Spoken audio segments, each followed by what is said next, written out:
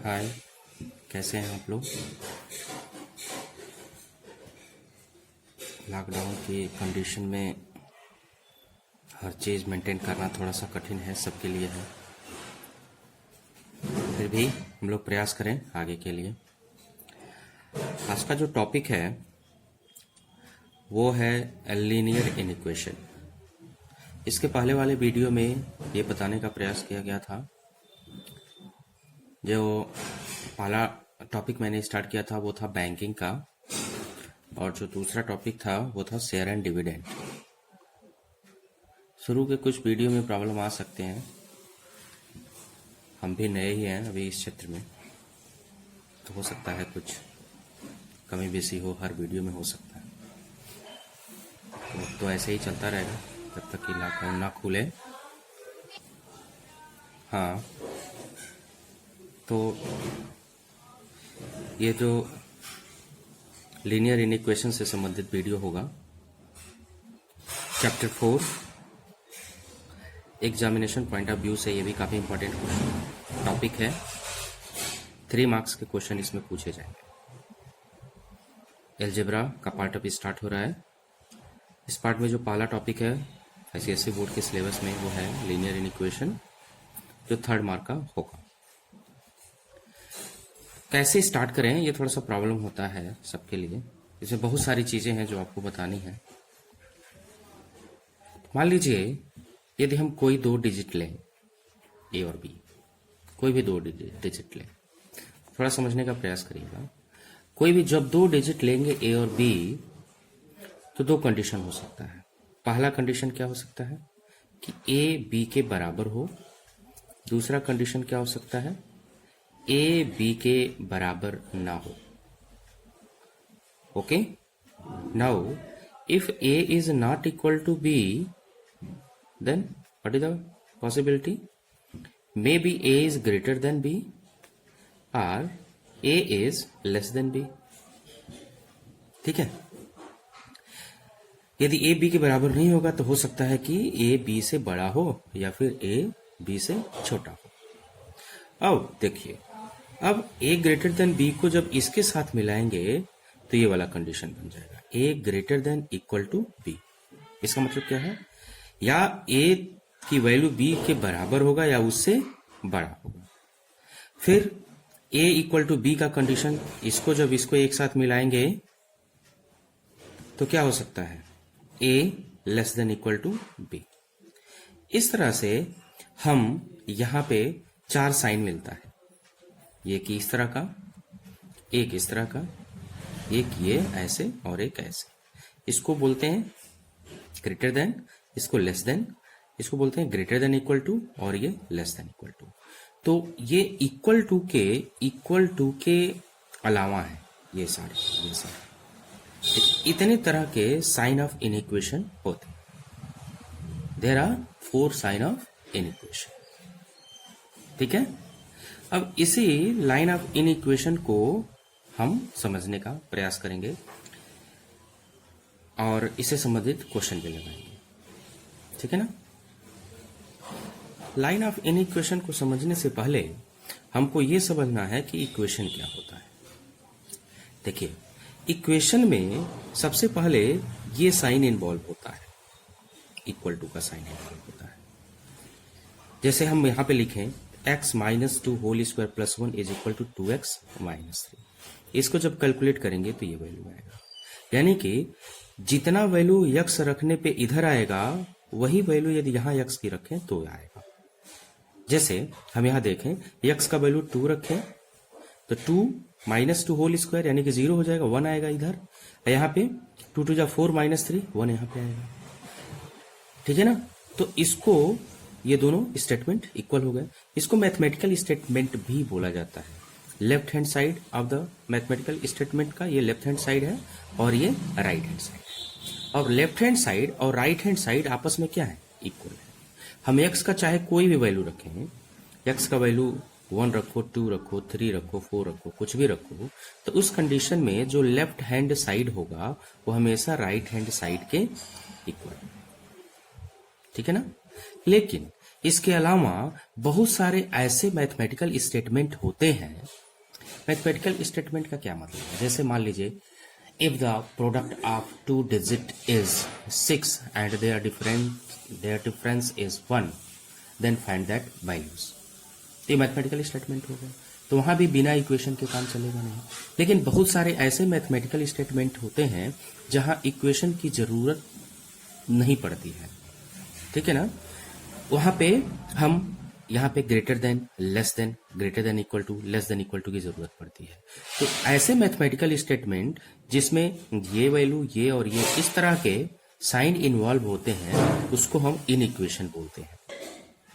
तो यहाँ पे greater than, less than, greater than equal to और लेस देन इक्वल टू, ये 4 प्रकार के इन इक्वेशन होते हैं। तो इक्वेशन क्या होता है? जहां पे इक्वल टू का कंडीशन होता है, यानी कि मैथमेटिकल स्टेटमेंट का जो लेफ्ट हैंड साइड होता है और राइट हैंड साइड होता है, वो इक्वल टू के द्वारा रिलेशन आपस में बना होता है। जहां इक्वल टू का कंडीशन नहीं होता, वहां इनमें से कोई एक होगा। तो वो जो मैथमेटिकल स्टेटमेंट होगा, उनमें ये सारे इन इक्वेशन इन्वॉल्व होंगे। तो ये जरूरत क्यों पड़ी कि there are so many mathematical statement in which we can not manage only with the help of equivalent, we need some more like this, greater than, less than, greater than equal to and less than equal to.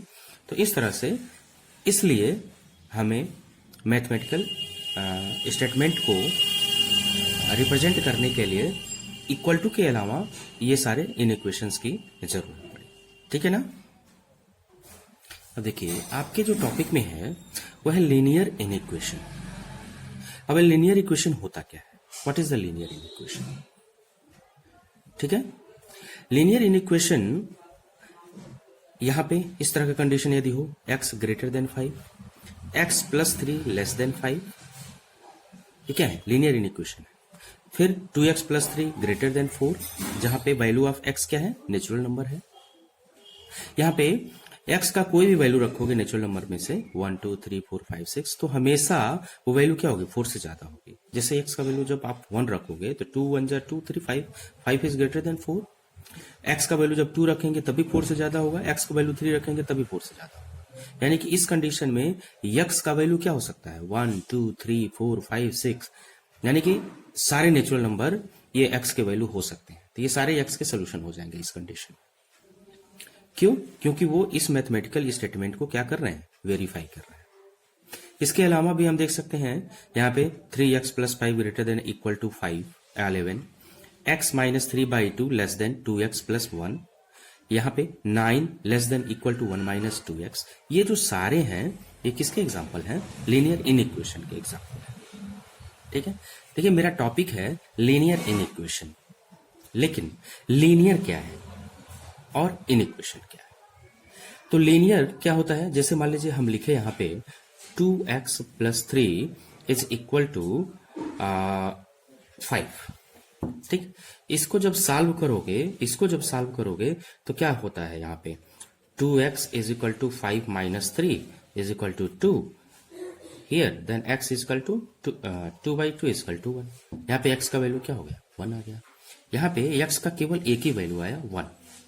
अब ये linear equation कहलाएगा। अब problem यह है कि linear क्यों कहलाएगा? Linear इसलिए कहलाएगा कि यहाँ पे जो वेरिएबल यूज हो रहा है x, इस पे मैक्सिमम पावर क्या है? 1 है, ठीक है। वेरिएबल पे मैक्सिमम पावर 1 है, इसलिए ये लीनियर कहलाता है। और इक्वेशन क्यों कहलाता है? क्योंकि इसमें इक्वल टू का कंडीशन है, इसलिए ये हो गया linear equation.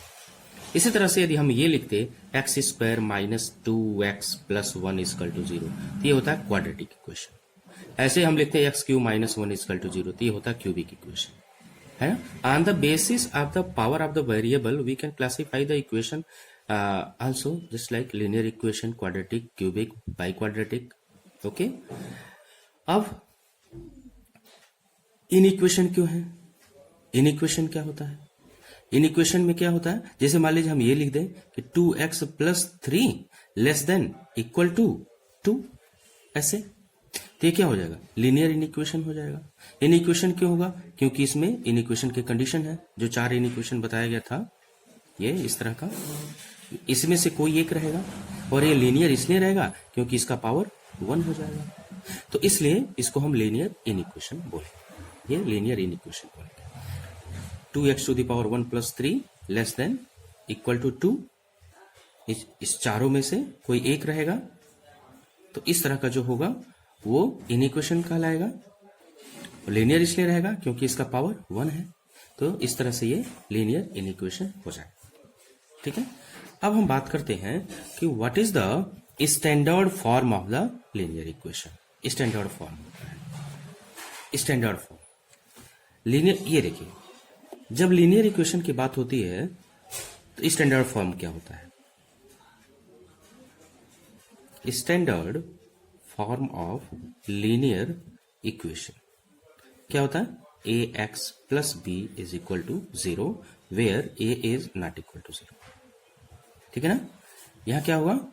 A X plus B is equal to 0, ठीक है, और ए की वैल्यू 0 नहीं होनी चाहिए। क्यों? क्योंकि ए का वैल्यू यदि 0 हो जाएगा तो ये टोटल वैल्यू 0 हो जाएगा और बी इक्वल टू 0, जो कि सही नहीं है क्योंकि बी कांस्टेंट है और कोई भी कांस्टेंट वैल्यू 0 के बराबर नहीं होता है। इसलिए ये कंडीशन है, ए का वैल्यू 0 नहीं होना चाहिए। इसलिए A X plus B is equal to 0, this is the standard form of the linear equation where A B belongs to real number. ठीक है ना, A B belongs to real number. तो यह है standard form of the linear equation. तो standard form of the linear equation A X plus B है, तो इन इक्वेशन क्या होगा? A X plus B less than 0, A X plus B, A X plus B greater than 0, A X plus B less than equal to 0, और क्या होगा? A X plus B greater than equal to 0। इन चारों condition में ए की value 0 नहीं होनी चाहिए और ए बी क्या है? कांस्टेंट वैल्यू है। ए बी क्या है? Constant value. तो ये हो गए standard form of the linear equation. तो standard form of the linear equation A X plus B, और जो 4 इन इक्वेशन बताए गए हैं वो चारों इन इक्वेशन में से कोई एक ऐसा रहेगा जो इसमें शामिल होगा। और ये लीनियर क्यों कहलाएंगे? तो वही जो यहाँ पे रीजन था वही रीजन यहाँ पे भी है, क्योंकि इसको मैक्सिमम पावर 1 है। तो standard form of the linear equation समझ में आ गया? ओके, देखिए अब जो हमारा अगला स्टेटमेंट है, अगला जो टॉपिक है वो है रिप्लेसमेंट सेट। क्या कहलाता है रिप्लेसमेंट सेट? देखिए होता क्या है, जब हम लीनियर इक्वेशन करते हैं, लीनियर इक्वेशन करते समय एक्स का वैल्यू आता है, एक्स का वैल्यू सॉल्व करते हैं। ठीक, अब ये डिपेंड करता है कि एक्स का वैल्यू क्या होगा। एक्स का वैल्यू हम कहीं से छांटते हैं, कहीं से चूज करते हैं, तो जहां से हम एक्स की वैल्यू को चूज करेंगे वो क्या होगा? रिप्लेसमेंट सेट का। ठीक है ना, तो इसका मतलब रिप्लेसमेंट सेट क्या? तो the set from which values of the variable involved in the equation are chosen is called the replacement set. यहां से जहां, इसका मतलब कि जहां से ये वैल्यू चूज की जाती है उसको हम रिप्लेसमेंट सेट बोलते हैं, जहां से चूज की जाती है। और जो चूज करने के बाद मिलता है वो क्या होता है? Solution set. जैसे एग्जांपल के तौर पे मान लीजिए x का वैल्यू लेस देन -1 है, ठीक है, और हमें एक सेट दिया गया है जहां पे -3, -2, -1, 0, 1, 2 यहां से हमको चूज करना है। ये 3 हो गया, ये 4 हो गया, यहां से चूज करना है। जब x का वैल्यू क्या है? -1 से छोटा है और हमें ये चूज करना है यहाँ पे, तो x का वैल्यू क्या होगा? -3 हो जाएगा, -2 हो जाएगा। ठीक है ना, बस ये इसका सोल्यूशन हो जाएगा, -3 और -2। तो रिप्लेसमेंट सेट क्या हो गया? ये रिप्लेसमेंट सेट हो गया। और सोल्यूशन क्या हो गया इसका? ये हो गया। अगर जो रिप्लेसमेंट सेट मान लीजिए नेचुरल नंबर है, रिप्लेसमेंट सेट जो है वो नेचुरल नंबर है, तो इस कंडीशन के हिसाब से जो x का वैल्यू होगा वो क्या होगा? 5, कोई नहीं आएगा। दूसरा कंडीशन क्या है? मान लीजिए x का वैल्यू, x रिप्लेसमेंट सेट के स्थान पे हम ले रहे हैं होल नंबर, रिप्लेसमेंट सेट के स्थान पे हम ले रहे हैं होल नंबर, और x का वैल्यू है लेस देन -1, तो इस कंडीशन में भी जो सोल्यूशन होगा वो क्या हो जाएगा? 5 हो जाएगा, कोई सोल्यूशन ही नहीं बनेगा उसका। तो इस तरह से मैं ये बताने की कोशिश कर रहा हूं कि रिप्लेसमेंट सेट जैसा होगा, रिप्लेसमेंट सेट, उसी रिप्लेसमेंट सेट के बेस पे सॉल्यूशन उसका निर्धारित किया जाएगा। तो रिप्लेसमेंट सेट का काफी इंपॉर्टेंस है। यदि रिप्लेसमेंट सेट इंटीजर हुआ तो सॉल्यूशन हो सकता है चेंज हो जाए। रिप्लेसमेंट सेट होल नंबर हुआ, नेचुरल नंबर हुआ, रियल नंबर हुआ, तो उसको हम डिफरेंट तरीके से अपने सॉल्यूशन को एक्सप्लेन करेंगे। नंबर लाइन पे जो रिप्रेजेंटेशन होता है, जिसको हम अभी बताएंगे, आपको अगले वीडियो में बताएंगे, वो भी चेंज हो जाता है। ठीक है ना? तो ये चीजें ध्यान में रखें। अब हम बात करते हैं सॉल्यूशन सेट की। जो सॉल्यूशन सेट होता है वह हमेशा चूजन फ्रॉम रिप्लेसमेंट सेट, अभी मैं पहले बता चुका हूं आपको कि जो सॉल्यूशन सेट होता है वो रिप्लेसमेंट सेट से चूज किया जाता है। और ये जो सॉल्यूशन सेट होता है is not exactly one solution. यदि ये इक्वेशन होता तो लीनियर इक्वेशन में क्या होता है, एक सॉल्यूशन होते हैं। क्वाड्रेटिक इक्वेशन में x की वैल्यू कितनी होगी, 2 होगी। ठीक है? क्यूबिक इक्वेशन में जो वेरिएबल होगा उसका वैल्यू कितना आएगा, 3 आएगा। यानी कि x पे जितने पावर होंगे x के उतने सोल्यूशन होंगे। तो यहाँ पे यदि लीनियर इक्वेशन होता तो 1 होता, लेकिन ये लीनियर जब इनइक्वेशन हो जाता है तो उस कंडीशन में ये कोई जरूरी नहीं है कि उसका सोल्यूशन बने। सोल्यूशन 5 भी हो सकता है, जैसे अभी मैं बताया एग्जांपल के थ्रू। सोल्यूशन उसका 1 भी हो सकता है, सोल्यूशन उसका 1 से ज्यादा भी हो सकता है। तो इसका मतलब a solution to an equation is a number chosen from replacement set which when substituted from the variable for the variable makes the inequation true। यानी कि वो वैल्यू x का जिसको हम उस स्टेटमेंट में रखें तो वो स्टेटमेंट को क्या करे, सही साबित करे। The set of all solution of an inequation is called the solution set of the inequation। ठीक है ना? यानी कि सोल्यूशन सेट को हम कहां से लेंगे, रिप्लेसमेंट सेट से लेंगे, और वो सारे जो रिप्लेसमेंट सेट से आएंगे वैल्यू, वो सारे उस मैथमेटिकल स्टेटमेंट को ट्रू करेंगे। ठीक है ना? और इसलिए वो सारे उस सोल्यूशन में आएंगे, उस लीनियर इनइक्वेशन के सोल्यूशन में आएंगे। इस चीज को और क्लियर करने के लिए थोड़ा सा और एग्जाम्पल लेने की जरूरत है। जैसे मान लीजिए consider the inequation x less than 4। उसी तरह का एग्जाम्पल मैं बता चुका हूं, लेकिन फिर क्लियर करने के लिए मैं बताने की कोशिश कर रहा हूं। रिप्लेसमेंट सेट मान लीजिए है यहाँ पे 1 2 3 4 5 6 7 8 9 10 सोल्यूशन सेट। रिप्लेसमेंट सेट और सोल्यूशन सेट के डिफिनीशन से अभी क्लियर हुआ कि जो सोल्यूशन सेट हो हमेशा कहां से चूज किया जाएगा, रिप्लेसमेंट सेट से चूज किया जाएगा। तो हमें x के वो वैल्यू लेने हैं रिप्लेसमेंट सेट से जो 4 से छोटा हो। 4 से छोटे कौन कौन है, 1 है, 2 है और 3 है।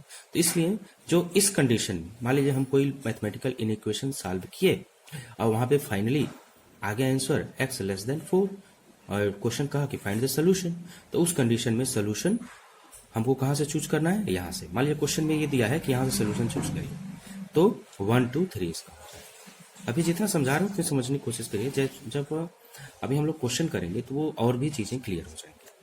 जैसे मान लीजिए रिप्लेसमेंट सेट है वो ये है -1 0 1 2 5 8।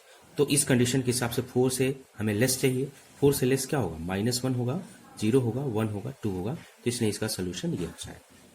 यदि -4 से छोटा x चाहिए और रिप्लेसमेंट सेट ये है तो यहां से हम चूज करेंगे, तो इस तरह से इसका वैल्यू क्या आएगा, -5 आएगा। यदि मेरा रिप्लेसमेंट सेट 5 6 7 8 9 10 है तो यहाँ पे कोई भी ऐसा वैल्यू नहीं है जो 4 से क्या हो, स्मॉल हो। इसलिए इस कंडीशन में हमारा रिप्लेसमेंट सेट क्या हो जाएगा, 5 हो जाएगा। अब मान लीजिए हमारा रिप्लेसमेंट सेट क्या है, इंटीजर है। यहाँ पे ये इंटीजर है, z -2 -1 0 1 2 है। और इस कंडीशन के हिसाब से हमारा जो सोल्यूशन सेट होगा वो क्या होगा, -2। इससे छोटा और भी हो सकता है, तो -2 -1 0 1 2 3। हम 4 नहीं लेंगे, क्यों, क्योंकि ये कंडीशन हमको अलाउ नहीं कर रहा है, तो ये हो जाएगा इसका। ठीक है ना? अब यदि होल नंबर हो, तो होल नंबर कहां से स्टार्ट होता है, 0 1 2 3 4। तो इस कंडीशन के हिसाब से हमारा सोल्यूशन सेट क्या होगा, 0 1 2 3। ऐसे ही यदि नेचुरल नंबर हो तो क्या हो सकता है, 1 2 और 3 हो सकता है। ठीक है ना। तो इस तरह से हम देख रहे हैं कि जैसे जैसे हमारा रिप्लेसमेंट सेट चेंज हो रहा है, उसी के हिसाब से हमारा सोल्यूशन सेट भी चेंज हो रहा है। ठीक है ना। तो अभी तक हमने ये बताया कि लीनियर इनइक्वेशन का एग्जामिनेशन पॉइंट ऑफ व्यू से क्या इंपॉर्टेंस है। उसके बाद हमने ये बताने की कोशिश किया कि लीनियर इनइक्वेशन होता क्या है, फिर रिप्लेसमेंट सेट क्या होता है, सॉल्यूशन सेट क्या होता है, फिर उसको हमने काफ़ी एग्जाम्पल दिए ताकि आप इन चीज़ों को समझ सकें।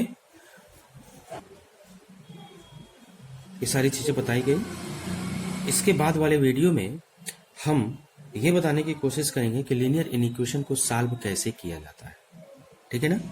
लीनियर इक्वेशन कैसे सॉल्व किया जाता है, और फिर इसको 2009 से लेकर 2018 तक के जो भी क्वेश्चन पूछे गए हैं उसको एक्सप्लेन वैसे ही किया जाएगा जैसे शेयर एंड डिविडेंड का किया गया था। ठीक है ना। तो इसको जहां दिक्कत हो वहाँ वीडियो पोस्ट करके समझने की कोशिश करें, कम से कम 2 बार देखें। 2 बार देखेंगे तभी चीज़ें क्लियर होंगी। इस लॉकडाउन के जैसे गंभीर परिस्थिति में I hope you will try to understand this and you will wait for my next video. Thank you.